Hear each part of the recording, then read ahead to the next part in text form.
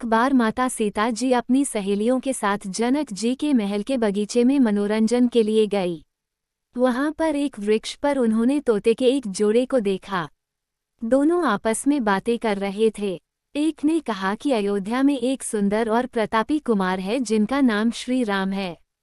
उनसे सीता जी का विवाह होगा। श्री राम 11,000 वर्षों तक इस धरती पर राज्य करेंगे। सीता और राम दोनों एक दूसरे के जीवन साथी की तरह इस धरती पर सुख से जीवन बिताएंगे। सीता ने अपना नाम सुना तो दोनों पक्षी की बात गौर से सुनने लगी। उन्हें अपने जीवन के बारे में और बातें सुनने की इच्छा हुई।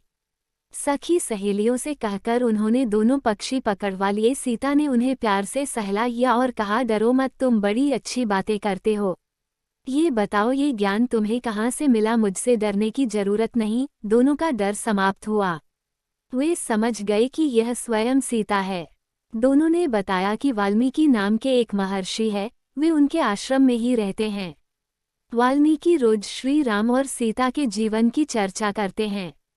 उन्होंने वही यह सब सुना जो अब सब कंठस्थ हो गया है। सीता ने और पूछा तो तोते ने कहा, दशरथ पुत्र श्री राम शिव का धनुष भंग करेंगे और सीता उन्हें पति के रूप में स्वीकार करेगी। तीनों लोगों में यह अद्भुत जोड़ी बनेगी। सीता पूछती जाती और तोता उसका उत्तर देते जाता। वो दोनों पक्षी माता सीता के सवालों का जवाब देते देते थक चुके थे। उन्होंने सीता से कहा, ये कथा बहुत विस्तृत है, कहीं महीने लगेंगे सुनाने में। और दोनों उड़ने को तैयार हुए। ये देख सीता ने कहा, तुमने मेरे भावी पति के बारे में बताया, उनके बारे में बड़ी जिज्ञासा हुई है। जब तक श्रीराम आकर मेरा वरण नहीं करते तब तक तुम दोनों मेरे महल में आराम से रहकर सुख भोगो। माता सीता की इस बात पर तोती ने कहा, देवी, हम वन के प्राणी हैं, पेड़ों पर रहते हैं, सर्वत्र विचरते हैं। मैं गर्भवती हूँ, मुझे घोंसले में जाकर अपने बच्चों को जन्म देना है।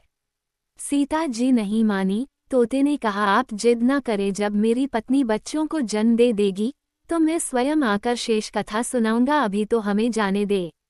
सीता ने कहा, ऐसा है तो तुम चले जाओ, लेकिन तुम्हारी पत्नी यही रहेगी।